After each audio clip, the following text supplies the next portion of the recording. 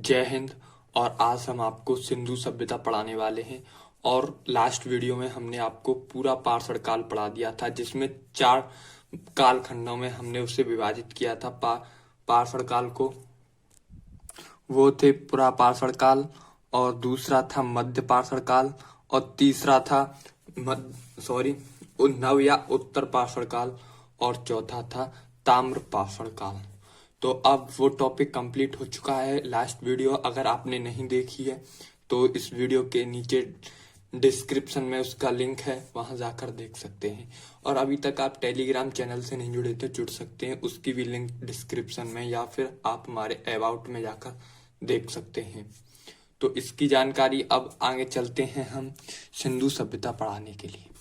देखिए, सिंधु सभ्यता कहाँ हुई थी? सिंधु सभ्यता हुई थी सिंधु नदी के तट पर हुई थी।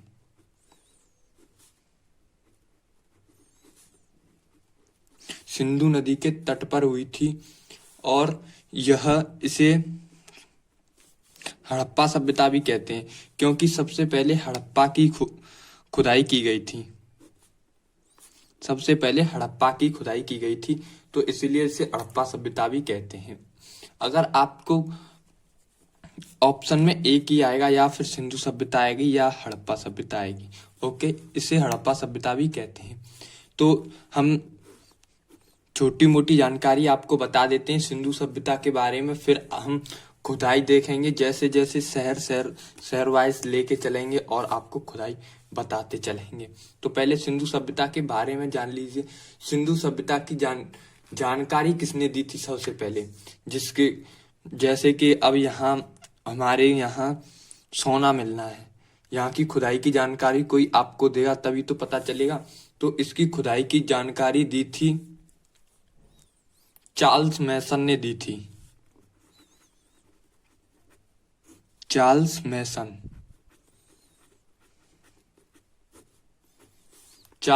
ने दी थी। अब इसका सर्वेक्षण भी करेगा कोई कि है कि नहीं है, वैसे ही झूठ बोल रहा है ये। तो इसका सर्वेक्षण किया था जेम्स कनिंघम ने।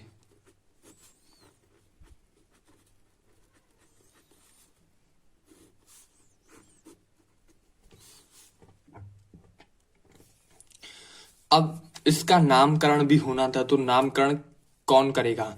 तो इसका नामकरण किया था जॉन मार्शल ने। इसका नामकरण किया था जॉन मार्शल ने। और इसकी खुदाई किसने की थी? इसकी खुदाई की थी दयाराम साहनी ने। दयाराम साहनी ने। ये मोस्ट इम्पोर्टेंट हैं, आप इन्हें याद कर लीजिए, इसमें से एक फंसेगा। और मैंने ये लिखा है, सारा कुछ आपको हमारे टेलीग्राम चैनल पर मिल जाएगा, वहां पर आपको नोट्स मिल जाएंगे, वहां जल्दी से जल्दी जाइए। और दयाराम साहनी ने इसकी खुदाई कब की थी? 1921 में की थी। सिंधु सभ्यता कितने वर्ग किलोमीटर में फैली हुई है? सिंधु सभ्यता 13 लाख वर्ग किलोमीटर में फैली हुई है। वर्ग किलोमीटर में फैली हुई है। 13 लाख वर्ग किलोमीटर में फैली हुई है। सिंधु सभ्यता का आकार त्रिभुजाकार है। सिंधु सभ्यता का आकार त्रिभुजाकार है। इसका विकास कब से कब तक हुआ था? इसका विकास हुआ था 2500 बीसी से लेकर 1750 बीसी तक। बीसी का मतलब जानते होंगे आप, इसे ईसा पूर्व कहते हैं। ईसा पूर्व, ईसा मसीह के जन्म से पहले। और इसमें सावार्दिक शहर कहाँ थे? कौन से राज्य में थे? गुजरात में थे सावार्दिक शहर। ओके, तो आगे चलते हैं और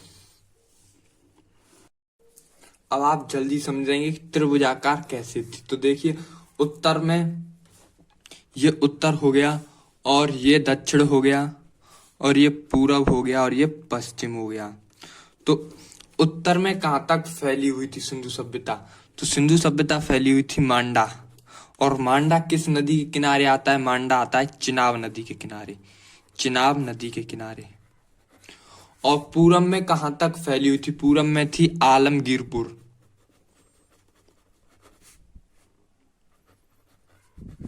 आलमगीरपुर। और ये किस नदी के किनारे है? ये हिंडन नदी के किनारे है, हिंडन नदी के किनारे है। और ये दक्षिण में कहां तक थी? दक्षिण में दयामाबाद, दक्षिण में दयामाबाद तक थी।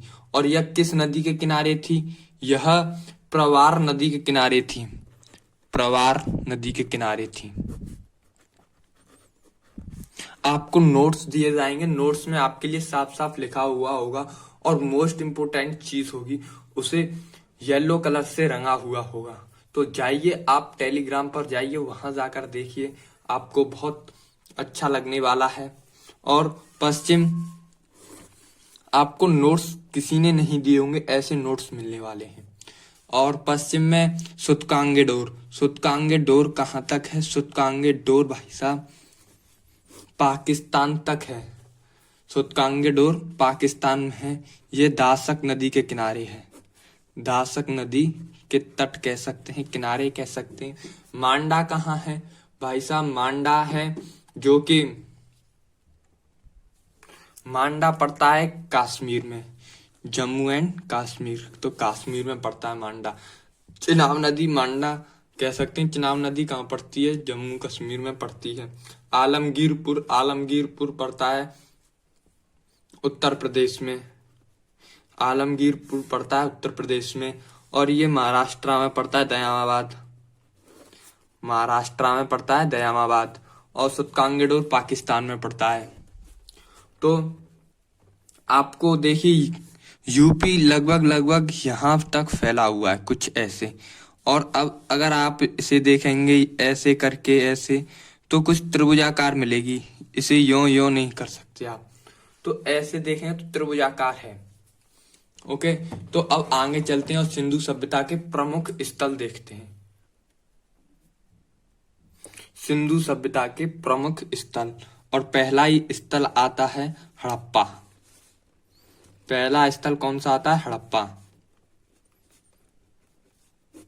इसकी खुदाई 1921 ईस्वी में की गई, 1921 ईस्वी में की गई। ओके, तो इसकी खुदाई किसने की थी? इसकी खुदाई की थी दयाराम साहनी ने की थी।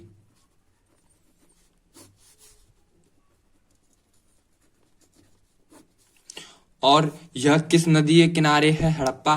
तो ये रावी नदी के किनारे है। अब आप कह रहे हो कि ये तो सारी सभ्यताएं सिंधु नदी के किनारे हुई थी, तो अब तो ये रावी नदी आ गई। देखिए रावी नदी सिंधु नदी की सहायक नदी है। सिंधु नदी की सहायक नदी कौन कौन सी है जो इस सभ्यता में आ जाए, समझ लीजिएगा, वो सब किसकी सहायक नदी है? सिंधु की सहायक नदियां हैं। ओके, तो यह कहाँ थी? रावी नदी के किनारे थी, रावी नदी के किनारे थी और पाकिस्तान में थी ये। अब पाकिस्तान में भी कौन सी जगह थी? पाकिस्तान में थी ये माउंट गोबरी, माउंट गोबरी जिले, माउंट गोबरी जिला था। ओके, माउंट गोबरी जिला था। अब यहां से क्या क्या चीजें मिली? अब आपको यहां से क्या क्या चीजें मिली? तो देखिए यहां से मिला था कुमार का चाक,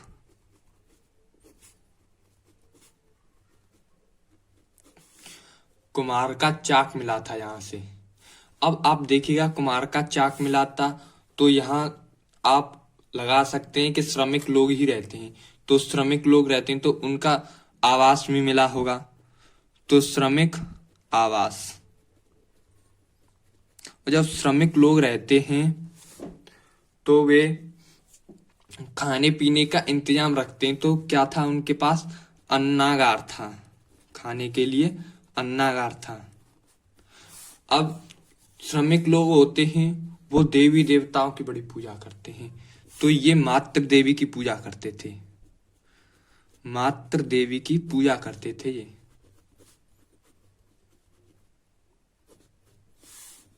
देवी की मूर्ति थी। मतलब मैं आपके लिए ट्रिक बताता चल रहा हूं, लेकिन यहाँ तो मातृ देवी की मूर्ति मिली थी। लेकिन आप कैसे लिखोगे, आप कैसे याद करोगे कि कुमार का चाक मिला था? वहां के लोग कहाँ रहते थे? श्रमिक थे।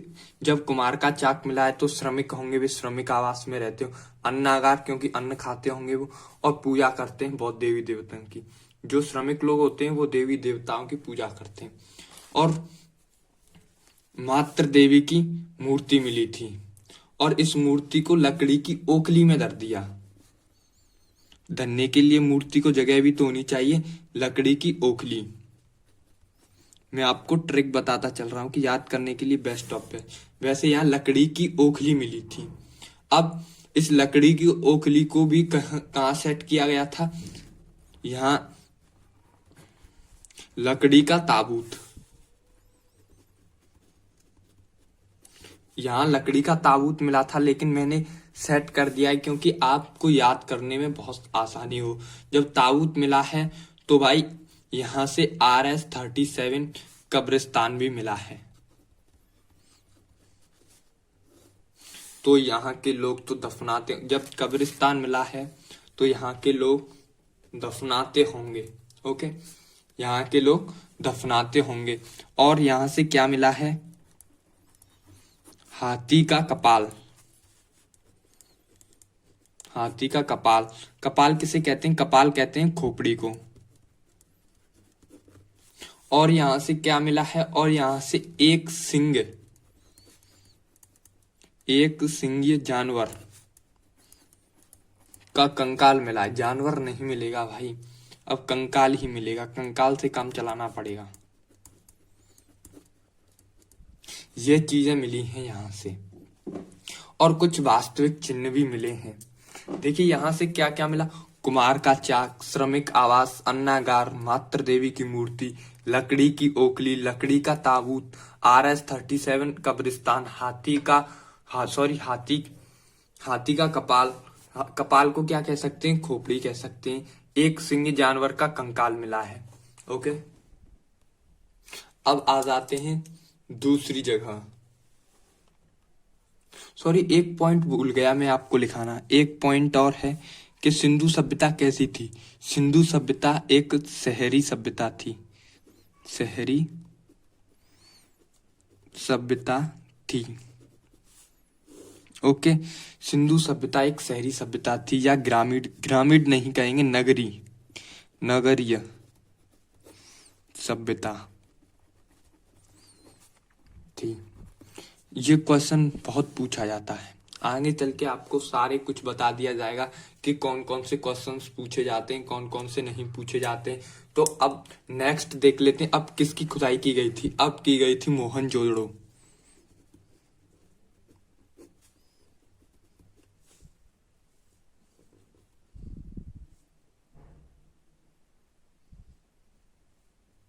चलो भाई, कैसे भी सही लिखा है शायद। हाँ सही लिखा। इसकी खुदाई 1922 में की गई थी। मोहनजोदड़ो की खुदाई 1922 में की गई थी। इसकी खुदाई, भाई इसकी खुदाई क्यों पूछ लेता है? क्योंकि इन 2-3 की ही खुदाई पूछेगा, क्योंकि फर्स्ट सेकंड थर्ड ही पूछे जाते हैं, बाकी के बाद नहीं पूछे जाते, आप भी जानते होंगे। तो देखिए इसकी खुदाई 1922 में की गई थी। और किसने की थी? किसने की थी? राखल दास बनर्जी। राखल दास बनर्जी। ओके, और यह कहाँ पड़ता है? मोहनजोदड़ो। मोहनजोदड़ो पड़ता है पाकिस्तान के लरकाना जिले में।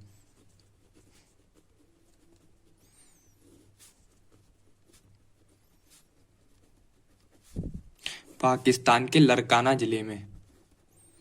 ओके, और सिंधु सब, यह कहाँ स्थित थी? यह सिंधु सभ्यता के तट पर स्थित थी। यह सिंधु सभ्यता के तट पर स्थित थी। मोहनजोदड़ो को और क्या कहा जाता है? मोहनजोदड़ो को, इसका अर्थ होता है मृतकों का टीला।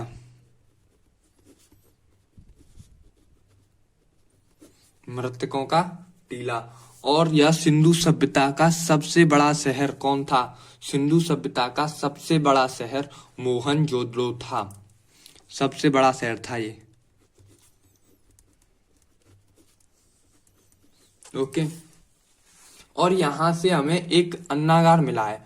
अन्नागार मिला है तो वो सिंधु सभ्यता का सबसे बड़ा अन्नागार है।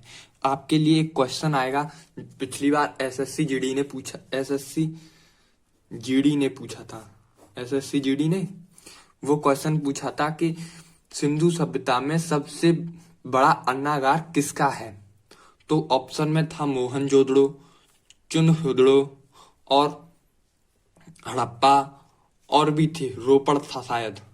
तो उसमें बहुत सारे बच्चों ने लगाया था, क्या लगाया था कि हड़प्पा, लेकिन हड़प्पा नहीं है भाई, हड़प्पा नहीं है, मोहनजोदड़ो का सबसे बड़ा अन्नागार है। ओके, ये मोस्ट इंपोर्टेंट है, इसे MST डाल लीजिए। ओके, तो यहाँ से अब क्या क्या वस्तुएं मिली हैं वो लिखा देते हैं और उसके बाद आज की क्लास को समाप्त कर देंगे। तो देखिए यहाँ से क्या क्या मिली हैं। यहाँ से मिले हैं पुरोहित का आवास, पुरोहित आवास कह सकते हैं आप, पुरोहित आवास मिला है। और जब पुरोहित आवास मिला है तो भाई साहब पुरोहित तो कुओं पे ही नहाते हैं। कहाँ नहाते हैं? कुओं पे। तो घर में कुआं मिला है, घर में कुआं मिला है और एक विशाल स्नानागार मिला है।